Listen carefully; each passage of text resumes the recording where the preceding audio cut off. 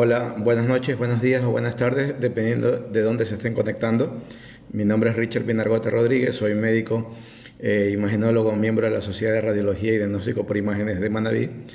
Soy docente de la Escuela de Medicina de la Universidad Laica de Alfaro, siendo hoy día domingo 4 de octubre, la hora local 20 horas con 3 minutos en la ciudad de Puerto Viejo, Ecuador. Llevamos adelante este video que lo venimos más o menos manteniendo desde mediados de marzo, aunque últimamente está siendo más esporádica la aparición de los mismos.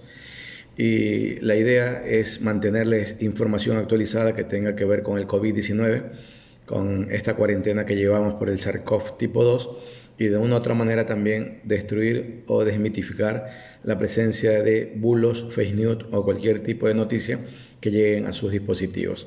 Siempre empezamos estos videos enviando un afectuoso saludo, sobre todo a las personas que se encuentran convaleciendo con cualquier tipo de patología, mucho más si se trata del COVID-19, porque aún el problema no ha desaparecido, se mantiene y en algunos lados vemos que hay curvas de ascenso muy pronunciadas. Y así también llegamos con un afectuoso y caluroso abrazo de solidaridad a todas las personas que lastimosamente han visto partir alguno de sus seres queridos o muchos, ¿sí? Algún conocido, algún entrañable amigo, familiar, porque en estas circunstancias ese tipo de despedida o esa ausencia que realmente va a ser sentida toda la vida, creo que se multiplica la forma como uno lo lleva adelante. Pero es lo que nos ha tocado vivir y es lo que nos ha tocado afrontar. Así que de una u otra forma el hecho de poder día a día dar lo mejor de nosotros es el mejor tributo a todas esas personas que no nos pueden acompañar. Dicho esto, entramos a hablar con la parte de estadística. Hemos tenido la ausencia esta semana, tanto del miércoles como del viernes, estos videos, y es que yo soy docente universitario y estamos terminando el semestre, y esta semana terminamos exámenes y se me complicó muchísimo, la verdad. Pero bueno, ya de la semana en adelante, bueno, vendría la época de recuperatorio, de exámenes supletorios, que sería un poquito más tranquilo y creo que no impedirían que pudiera llevar adelante el video. Así que mil disculpas por lo del miércoles y lo del viernes. La estadística a nivel nacional, tanto de lo que es el gobierno, a través del COE y del Ministerio de Salud Pública, nos dicen que ya en el país son más de 141.034 personas reconocidas y afectadas, de una cifra que probablemente se escapa mucho a esto, y existen 11.647 personas que han fallecido directamente y reconocidas por el gobierno. La cifra obviamente que estará muy alejada de esta realidad, sin embargo, para efectos de las estadísticas y efectos de cualquier tipo de respuesta es la que se toma en cuenta. Ya a nivel mundial superamos los 35 millones de personas contagiadas y superamos el 1.035.000 de personas que han fallecido por esto lastimosamente. Estados Unidos se mantiene como el país con el mayor número de pacientes contagiados, con más de 7.400.000. La India, que tiene un pulso acelerado, tiene más de 6.500.000 y está en segundo puesto. Recuerden lo de la India que habíamos manifestado, que lo más probable es que vaya a empatar a Estados Unidos y cada vez se acercan más. O sea que nuestra proyección está bastante acertada, bastante precisa, y simplemente se desprende de cómo se comporta y la población de habitantes que tiene cada uno de los países, ¿no? La India tiene casi el doble, al triple de habitantes de lo que tiene Estados Unidos. Por lo tanto, sabemos que la magnitud que se va a presentar en la India va a ser mucho mayor que en Estados Unidos. Brasil está tercero con más de 4.900.000, Rusia cuarto con más de 1.200.000, y ahora se encuentra Colombia en el quinto puesto, superando incluso a Perú a nivel mundial con más de 855.000. Según la curva de proyección que tiene Colombia, no duden que en algunos días pudiera empatar tranquilamente lo que pasa con Rusia. Perú se encuentra sexto con más de 821.000, un país que ha escalado muchísimo, lamentablemente, es Argentina, que ya se encuentra séptimo a nivel mundial con más de 855.000. España también ha escalado mucho últimamente y está octavo, incluso desplazando a México, que está noveno con 757.000. Lo de España es considerable, incluso algunas comunidades ya están entrando a una nueva cuarentena, atribuyéndose a que se encuentra un segundo pico, una segunda ola de contagios para estos países, ¿no? Sudáfrica se encuentra en el puesto número 10 con más de 681.000, perdón, en el puesto 9 México y en el puesto 10 Sudáfrica. Francia está en el puesto 11, Reino Unido se encuentra en el puesto 12, Irán se encuentra en el 13 y Chile, con más de 470.000, está en el puesto número 14. Irak se encuentra en el 15, Bangladesh está en el puesto 16, Arabia Saudita en el 17, Italia está en el puesto 18, Turquía en el 19, Filipinas está en el puesto 20, Pakistán está en el puesto 21, Indonesia en el 22 y Alemania lo han rezagado al puesto 23. Israel ha subido ya al puesto 24. También Israel se comprometió mucho y tuvo un crecimiento exponencial bastante importante desde los últimos acontecimientos que empezaron a darse desde finales de mayo, principios de junio, y que han hecho que de una u otra manera la nación se encuentre teniendo una situación bastante severa, crítica en relación al número de contagios.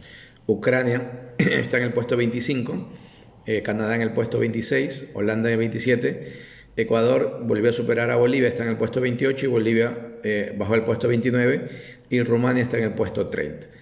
Marruecos en el 31, Bélgica en el 32, Qatar en el 33, Panamá en el puesto 34, República Dominicana en el puesto 35, Kazajistán en el puesto 36, Kuwait en el 37, Egipto en el 38, Omán en el 39, Polonia en el 40, Arabia Saudita en el 41, Suecia en el 42, Guatemala ya superó a China, está en el 43 y China se encuentra en el puesto 44. Si ustedes se dan cuenta de la proyección de casos que hemos tenido, se van a dar o van a fijarse lo que ha pasado con China, que ha venido escalando posiciones en negativo, o sea que ha ido retrocediendo y hoy día ya está en el puesto 44 de haber pasado el primer puesto, que significa que las cosas se hicieron extremadamente bien a nivel de lo que es China. E incluso la respuesta ahora, según los videos que muestran, es que prácticamente la gran cantidad de ciudades y provincias están viviendo ya una normalidad.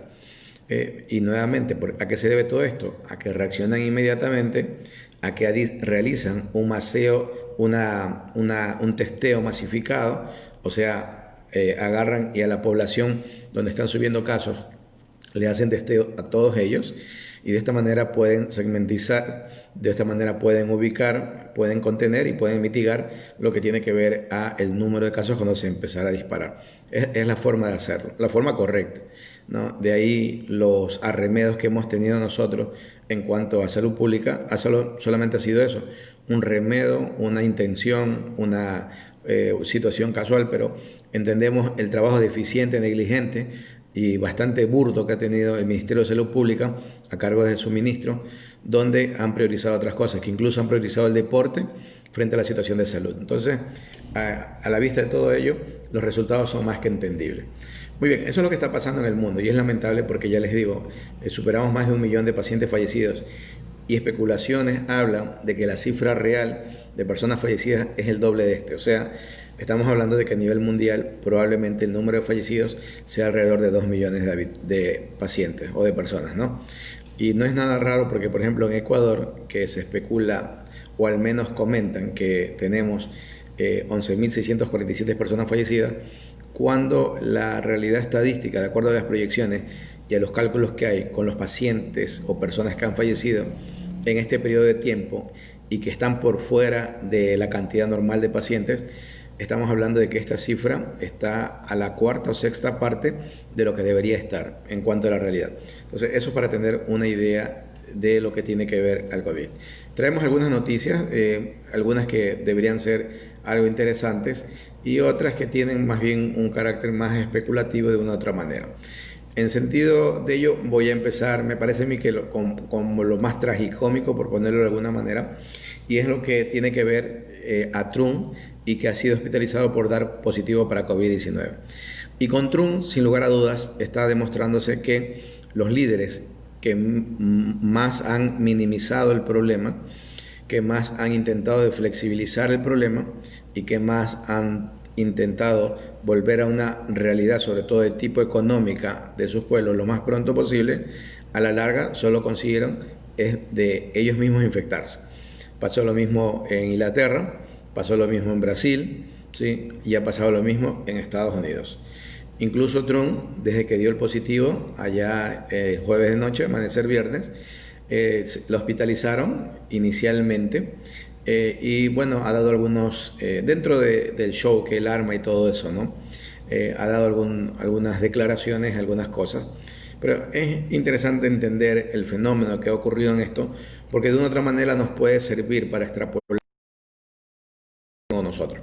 Digo esto porque si ustedes se fijan, incluso en el debate presidencial que tuvieron Trump contra el demócrata, vimos que él no usó mascarilla y el otro sí usaba mascarilla. Y lo peor que en ese momento que hubo el debate, él ya era portador de la infección, por lo tanto él ya contagiaba a personas. O sea, imagínense cuántas personas que estuvieron en el debate pudieron haber sido contagiados, ¿sí? Al menos por las pruebas que le hicieron al representante demócrata, a él le ha dado negativo, aparentemente no ha contagiado, entonces ratifica que el uso de la mascarilla le ha servido, al menos hasta el momento por los resultados. Y vamos a hablar un poquito de Trump, pero no por lo que representa Trump, porque para muchos de nosotros, sobre todo desde el punto de vista médico, lo que ha hecho Trump a nivel de la pandemia del COVID ha sido un desastre. Ha sido uno de los principales propulsores de los bulos más grandes, como por ejemplo el de la...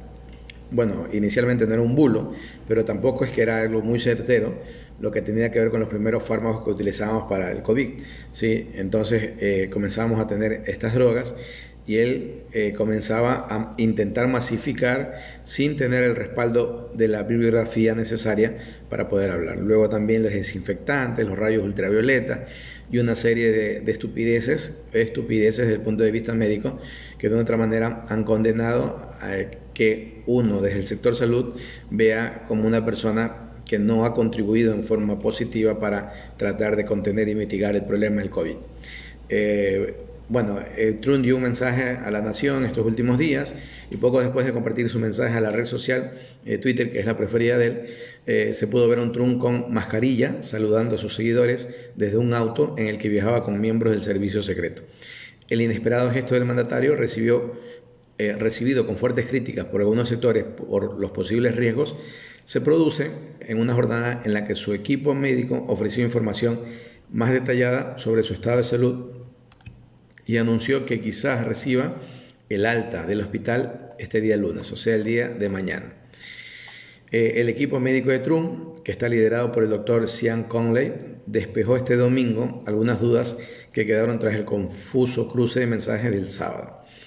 Por la rueda de prensa ofrecida a las puertas del centro médico supimos que el presidente ha tenido 2 bajas importantes en el nivel de oxígeno en sangre desde el día jueves, en un episodio donde cayó por debajo del 94% y el otro fue inferior al 93% de la saturación de oxígeno. También ha tenido fiebre, aunque no precisaron la temperatura exacta. A los tratamientos con anticuerpos y con Remdesivir, que comenzó él a tomarlo desde el inicio, se le suma ahora la dexametasona, que es un esteroide que ya hemos hablado algunas veces aquí en estos en vivos, y que se le da a los pacientes con casos graves de COVID-19 para ayudar a la función pulmonar. A pesar de todo esto, Conley dijo que el equipo se prepara para que quizás le den de alta tan pronto como el día lunes para continuar un tratamiento en la Casa Blanca. Conley recomendó que le suministraran oxígeno adicional al presidente y así se hizo, aunque Trump insistía en que no lo necesitaba. Los médicos también explicaron que el pasado viernes Trump no estaba en cama, pero aún así se decidió que era mejor que fuera al hospital militar Walter Reed, que es donde se encontraba asilado. Entonces, durante la comparecencia, Conley fue confrontado por preguntas sobre su actitud el día anterior, cuando no quiso revelar si Trump había recibido oxígeno antes o no. Y él manifiesta que intentó reflejar una actitud optimista del equipo que defendió al doctor y no quiso dar información encaminada al curso de la enfermedad en otra dirección, y al hacerlo parecía que intentábamos ocultar algo, pero no necesariamente era la verdad. Lo cierto es que, según el doctor, está bastante bien ahora. Entonces, yo comento dentro de lo que yo más o menos veo y por lo que ha ocurrido. Primero, el haber usado Remdesivir. Trump, por la edad, sin lugar a dudas, corre un poco más de riesgo que el resto de la población. pero el haber usado Remdesivir desde momentos iniciales le confiere cierto tipo de protección. El hecho de que haya bajado la saturación hasta 93 o quizás más de oxígeno, a pesar de que él no la haya sentido, y ya habíamos hablado el tipo de problemas que genera el COVID-19, cuando las personas comienzan a saturar muy poco y pueden hasta desmayarse sin que previamente hayan tenido algún sobresalto, y es justamente por o mediante la situación de que la disminución de la saturación de oxígeno va siendo tan paulatina que uno no lo siente, y cuando es muy evidente que puede llegar el colapso.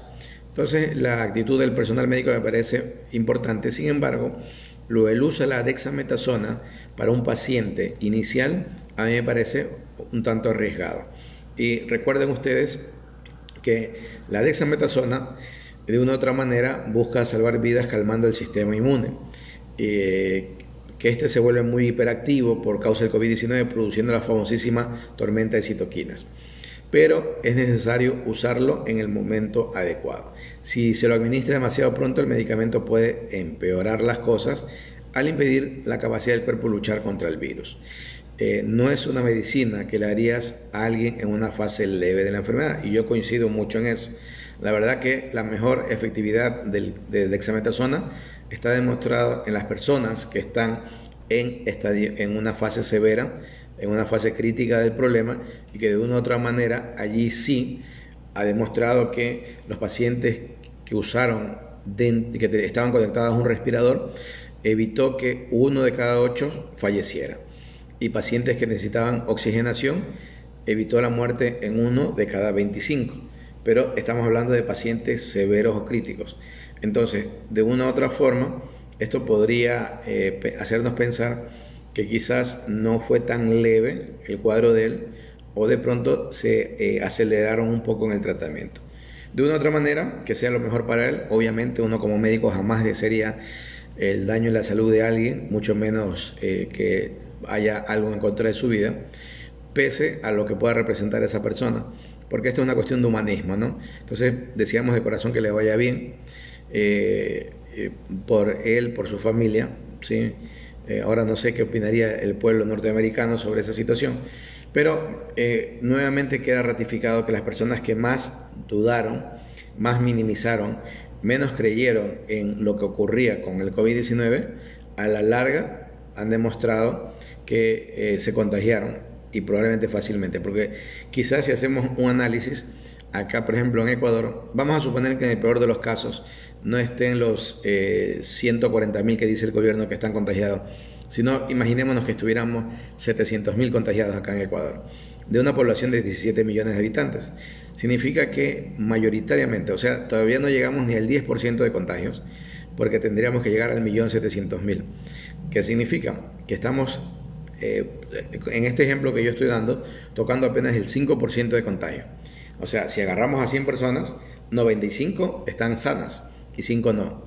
Y eso, frente a un cuadro que tiene una tasa de contagio tan alta y una tasa de reactividad tan alta, significa que nos expondríamos a un cataclismo, una segunda ola que podría ser muy peligrosa para nosotros, para nuestro sistema, para el sistema de salud gubernamental, estatal, que no podría dar una respuesta efectiva a todo lo que podría desencadenar. Entonces entendamos la magnitud de esto, y por ello, como yo me ratifico muchas veces, hay que pensar que las medidas, a pesar de que el gobierno las haya retirado o no, de que todas las medidas que venimos llevando desde marzo a abril, sí, se deben de mantener mentalmente preparados hasta febrero del 2021.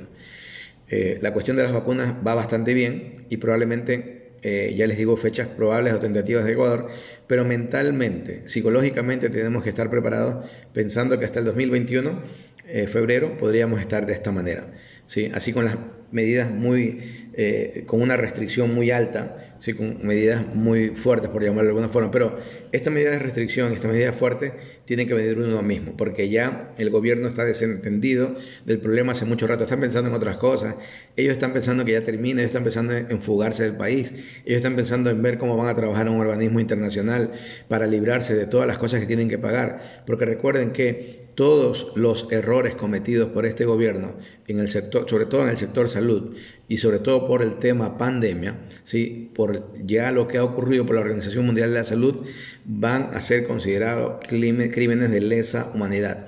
Y sobre los hombros de estas personas que dirigen el país hay mucha gente que ha fallecido, que no debió haber fallecido, y que la irresponsabilidad en los actos de corrupción, ¿sí? Lo que ha ocurrido en cuanto al despido de personal de salud y un sinnúmero de elementos, de una u otra manera han llevado a este tipo de situaciones calamitosas.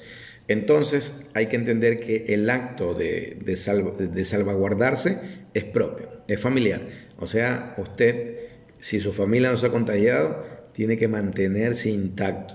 Y si su familia se contagió, tiene que ser un poquito proactivo y ser parte de la solución también, de una u otra manera, porque entendamos el proceso, el problema que ocurre dentro de todo esto. Yo a veces me ha tocado atender pacientes que ya porque tuvieron COVID, hasta intentan ir a algún lugar sin máscara. Y digo, no, no, no. Sí, la ley es para todos, la ley es para todos, ¿sí? Y si de una u otra manera hemos visto cómo se ha multado a gente, cómo se ha sancionado a gente, etcétera, ahora no podemos llegar a una situación de laxitud de esa forma. Sí, por eso se critica cuando hay una autoridad local, algún alcalde, alguna alcaldesa, que exige que se cumpla la ley y de repente de un día para otro comienza a exponerse ella sin mantener las medidas de contención, sin el uso de mascarillas, en fin, tantas cosas. Entonces, la ley tiene que ejecutarse, tiene que demostrarse, pero tiene que ser para todos, no solamente para un grupo. Y así que tenemos que ser parte de la solución. Y dentro de la parte de la solución, es interesante con lo que está pasando con el tema de vacunas. En el tema de vacunas, entendamos algo importante. Habíamos hablado que ya fase 3 estamos con más de 8 vacunas a nivel mundial. Hay 3 de China que llevan una buena demostración de efectividad. Tenemos esta vacuna rusa, tenemos la de Moderna, la de AstraZeneca, ¿sí? Y bueno, unos 2 laboratorios más que estamos en una fase o terminando una fase 3. Bueno, para Latinoamérica, sobre todo para Sudamérica, ya llega la vacuna rusa, la Sputnik 5, a Venezuela y se va a comenzar a probar inicialmente con 2.000 pacientes voluntarios, ¿sí? Y probablemente se va a ampliar el grupo a unos 10.000 pacientes. Me parece muy importante porque significa que ahora, octubre, para segunda semana de octubre prácticamente, ya en Sudamérica tenemos países que la están probando. Así como también por parte de AstraZeneca ya teníamos la vacuna entrando en fase 3, probándose en México, en Brasil y en Argentina, e incluso en Brasil también otra vacuna china probándose en fase 3. Entonces tenemos ya un gran volumen de vacunas que se están probando. Sobre el tema de vacunas, y solamente para dejarlo claro de una u otra manera, ustedes no se estresen pensando o considerando qué vacuna podría ser o debería estar sujeta al país a tenerla como principal. Porque mucha gente confunde lo que son los problemas geopolíticos que tienen los países con la posibilidad de que la vacuna vaya representando eso. Por ejemplo, mucha gente dice, no, si viene la vacuna rusa yo nunca me la pondré, yo esperaré que venga una anglosajona, americana, etc. Y bueno, puede ser un criterio respetable, pero en el tema de las vacunas, o sea, en la parte médica, tanto China como Rusia, como Alemania, como Francia, ¿sí? Como Australia, como incluso Brasil, ¿sí? Tienen un nivel de producción de vacunas muy eficiente, muy alto, y los que conocemos sobre el tema sabemos que sin lugar a dudas va a ser una vacuna muy efectiva. Entonces, cuando vengan a traerme una vacuna, lo que tienen que demostrarme es que esta vacuna, ¿sí? Tenga efectividad, o sea, de una respuesta satisfactoria desde el punto de vista inmunológico, ¿sí? Que esta vacuna dé la menor cantidad de... Todas dan complicaciones, pero de la menor cantidad de complicaciones o efectos secundarios. Y tercero, que de una u otra manera la respuesta que genere pueda permanecer una buena cantidad de tiempo. Entonces, ofreciéndome, bueno, esos son los 3 puntos principales, pero habría que agregarle siempre 2 situaciones interesantes. Uno, el costo, ¿sí? Porque no es lo mismo con los mismos beneficios que tengo entre producto A y producto B, que la una me la pretenda vender en $40 y la otra en $4.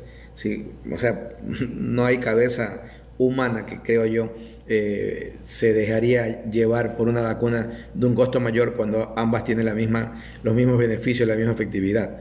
Entonces, ese punto es importante. Y también el otro punto es que esta vacuna no sirva como un mecanismo de coerción o de quizás manipulación para que si tú no haces tal cosa, yo no te vendo la vacuna. ¿Sí me explico? Entonces, eso no debe existir. La mayoría de laboratorios han entrado en una fase de atención y de entendimiento y saber que estamos viviendo una pandemia mundial, una pandemia que todo el globo terráqueo está afectado. Así que eso hace que de una u otra forma se busque beneficiar sobre todo a los pacientes, a los humanos. Ahora, no se pide que los laboratorios, con todo lo que han gastado o invertido, más bien sería el término, en cuanto a la capacitación para poder obtener la vacuna, a la investigación, al desarrollo, etcétera, que no ganen o que no tengan un margen de utilidades. Pero por supuesto que sí, o sea, sería ilógico que uno no considere eso. Ahora, lo que no se quiere es que se pretenda, mediante esto, obtener la mayor cantidad de ganancias de toda la historia de ese laboratorio. Eso es lo que no se busca. Entonces, esto de que ya tengan, y esta semana comienza a probarse en 2.000 voluntarios, la Sputnik 5 rusa en Venezuela, la verdad que es algo muy interesante, muy importante, porque incluso de lo que tiene que ver a la situación de Ecuador, tomando en cuenta lo que pregunta John Herr, que envía un mensaje, dice, ¿cuál es la potencial vacuna que podría llegar más pronto a Ecuador? Bueno, la Universidad de San Francisco ya ha firmado un convenio y van a probar entre 8.000 a 10.000 voluntarios con una vacuna que tienen que ver con la vacuna de AstraZeneca y probablemente con la de Moderna, para que lleguen allí. Pero asumo yo que si son un poquito sensatos e inteligentes, deberían abrir el abanico y traer también posibilidades para que puedan manejarse algunas de las vacunas chinas. ¿Sí? Hay 3 y hay una de ellas con muy buenos resultados, y esta vacuna es Sputnik 5, o sea, sería lo ideal. Pero a mí me llamó mucho la atención que sean las universidades privadas acá en el país bueno, al menos una universidad privada, la que esté llevando adelante esto. Porque este tipo de situaciones debió o debería llevarlo adelante el Ministerio de Salud Pública y ellos buscar los lugares más precisos. Asumo yo, como ya hay algunos hospitales que son dedicados a COVID-19 en Quito, en Guayaquil, en Cuenca, acá en Puerto Viejo, sí, que sean esos hospitales los centros de atención para vacunas para los pacientes voluntarios que quisieran entrar en la fase de experimentación. Y les puedo garantizar que tranquilamente podríamos tener un universo de 20.000 a 50.000 pacientes voluntarios tomando en cuenta eso. Pero tendría que haberlo dirigido el Ministerio de Salud Pública. Ahora, me llama la atención porque el ministro es muy afín a la UCLA, una universidad privada, y la UCLA de una otra manera está en el campo están dentro del estamento, dentro de lo privado con la San Francisco. Entonces, espero no, yo soy mal pensado, pero espero no, que no sea así, que de pronto se tenga que ver con otro tipo de intereses, ¿sí? Espero que no se esté jugando con ello y espero que de una otra manera lo que se busque es darle celeridad. O sea, la universidad lo hace porque se da cuenta que el ministerio es muy negligente, muy ineficiente, ¿sí? Que hasta que ellos pudieran hacer algo se les pasaría de aquí hasta febrero, hasta mayo, cuando ellos se vayan, y por eso que están haciendo esto. Espero que sea eso, y no que sean los vínculos de poder que de una otra manera condicionan para que solamente un grupo en este caso universidad, lo pueda hacer. Y ya les digo, lo ideal hubiera sido que nosotros como país hubiéramos tenido 3 líneas de manejo de investigación y de una u otra forma nosotros poder también ser parte de esto. Porque miren, el hecho de uno entrar dentro de investigación, ojo con el detalle, porque mucha gente quizás puede malinterpretar. Cuando usted entra dentro del protocolo de investigación de una vacuna, los pacientes que son voluntarios para la vacunación, ¿sí? Entran dentro de cierto protocolo con ciertas condicionantes. Y por ejemplo, dentro de voluntarios, en una primera escalada, se pediría que sean pacientes de entre 16 a 50, 55, quizás 60 años, mujeres embarazadas no entrarían, o mujeres no embarazadas que entrarían en el protocolo, y en fin, en unas primeras consideraciones se verían que no tengan ciertas comorbilidades, probablemente, ¿sí? O que no tengan antecedentes de enfermedades importantes, como por ejemplo enfermedades de inmunosupresión o enfermedades desmielinizantes, ¿sí? Que podrían jugarnos una mala pasada en los resultados. Entonces, con todos esos antecedentes, habríamos hecho un buen bloque de posibilidades para poder estudiar las vacunas. No se lo hizo de esa manera. Bueno, ahora al menos tenemos que esperar que cuando se llegue el momento de poder contratar las vacunas, se los haga al menos o 2 o 3 países diferentes, con la intención justamente de tener diversidad y de una u otra manera también tener mayor cantidad de volumen de vacunas. Porque este país de 17 millones de habitantes, donde necesitaríamos tener al menos o vacunados o contagiados a 10 millones de habitantes para alcanzar algo cercano a la inmunidad de rebaño, significa que inicialmente al menos debe de proveerse en un primer momento de 1 millón de vacunas, en un primer momento. Y luego en una escalada de ventas deberían ir aumentando. Porque también en los protocolos de vacunación siempre está, ya una vez que la vacuna pasó o superó este tipo de situaciones, es que los primeros que entran a la vacunación sean los que están en línea directa trabajando en contra del COVID, ¿sí? O sea, el personal de salud. Y el personal de salud entran todos, ¿no? Licenciadas de enfermería, médicos, auxiliares, licenciados de otros estamentos. Entran también a trabajar en este sentido choferes de ambulancia, paramédicos, etc. Entonces, ese grupo de personas, y que también se sumarían los grupos de las Fuerzas Armadas y de la policía, es el primer grupo que tendrían que recibirla mayoritariamente. Y luego comienzan a ver los grupos vulnerables, que en este caso sería el grupo de la tercera edad, que son los que como Estado deberían garantizarse eso. Entonces todo esto se modifica en el momento que yo tengo una buena cantidad de suministro. Porque, por ejemplo, yo no tengo la cifra exacta, pero me voy a inventar un número. Vamos a suponer que acá en el país, bueno, si alguien lo conoce que me lo corrija con toda confianza, pero vamos a suponer que en el país, entre las Fuerzas Armadas y la policía, fueran 500.000 personas. Me estoy hablando de memoria. Y quizás en el personal de salud seamos, ¿cuántos podremos ser? 300.000, me invento. Ya podríamos decir que entre los dos grupos podríamos llenar tranquilamente esta cantidad. No, bueno, ha de ser mucho menos, ¿no? Pero estoy inventando igual. Entonces, con estos dos grupos y sumado a otros grupos más, podríamos llegar al 1.000.000 de vacunas. ¿Sí se dan cuenta? Entonces, miren la importancia de que de un momento, primero, se tenga una buena provisión de vacunas. ¿Y qué me garantiza eso? Al menos tener la posibilidad de 3 laboratorios diferentes me puedan proveer allí. 3 laboratorios que hayan demostrado tener eficacia, efectividad, tener la menor cantidad de cuadros o sintomatología secundaria asociada a la vacuna, y también que el margen de costo no sea exagerado. Porque obviamente, ya les digo, una vacuna entre $4 a $40, bueno, aunque nuestros políticos la de $4 nos las van a querer hacer pasar por 40, y para ello también tenemos que estar activados. No podemos permitir que, si ya jugaron tanto con la vida de las personas en la cuestión de insumos, de medicamentos, de fundas de cadáveres, etcétera, también se lo pretenda hacer con la cosa de las vacunas. Sería la cumbre de toda esta gente que está en el gobierno, ¿sí? Y bueno, solo demostraría lo que han demostrado hasta ahora, que es el peor gobierno de la historia. Otro artículo que ha sido publicado en las últimas 24 horas, que tiene que ver de un nuevo estudio, apunta que la inmunidad contra el COVID-19 podría durar incluso toda la vida. En ese sentido, los resfriados estacionales no son divertidos, pero nuevas investigaciones sugieren que estos resfriados que se han superado en el pasado pueden proporcionar una protección contra el COVID-19. En un estudio cuyo autor es un experto en enfermedades infecciosas del Centro Médico de la Universidad de Rochester, en Estados Unidos, también sugiere que la inmunidad de COVID-19 es probable que dure mucho más tiempo, incluso toda la vida. Esto ha sido publicado en la revista Envio. Es el primero en mostrar que el virus causante del COVID-19, que es el SARS-CoV tipo 2, induce a las células B de memoria, células inmunes de larga vida que detectan patógenos y crean anticuerpos para destruirlos y los recuerdan para el futuro. La próxima vez que el patógeno intente entrar en el cuerpo, estas células B de memoria pueden entrar en acción aún más rápido para eliminar la infección antes de que comience. Dado que las células B de memoria pueden sobrevivir durante décadas, podrían proteger a los supervivientes COVID-19 de infecciones posteriores durante mucho tiempo, pero las investigaciones tendrán que confirmarlo.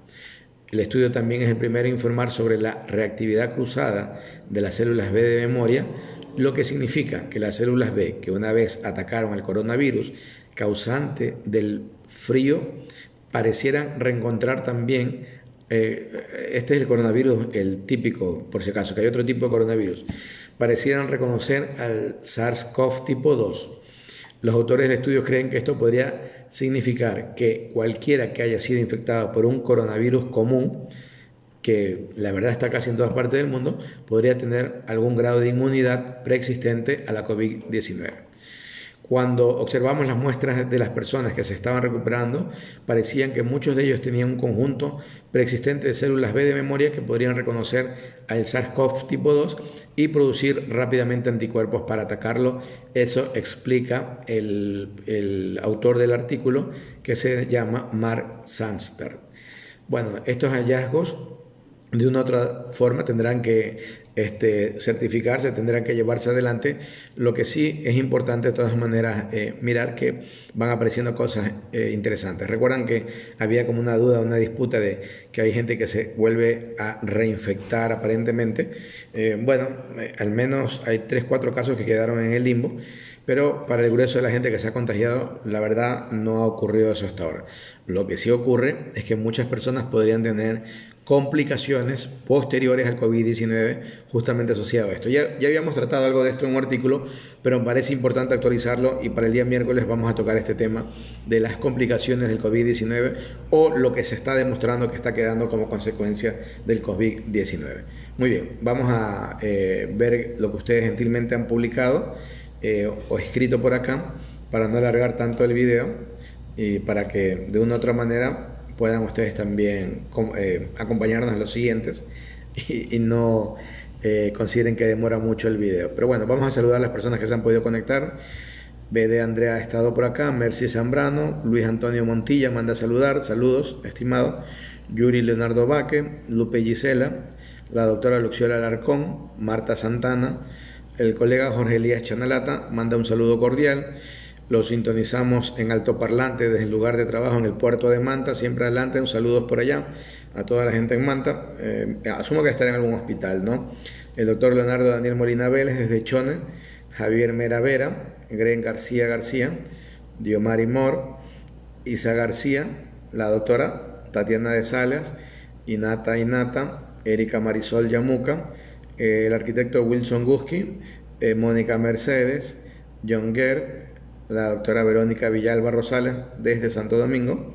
John Guerre nos había comentado algo de la pregunta que ya respondimos.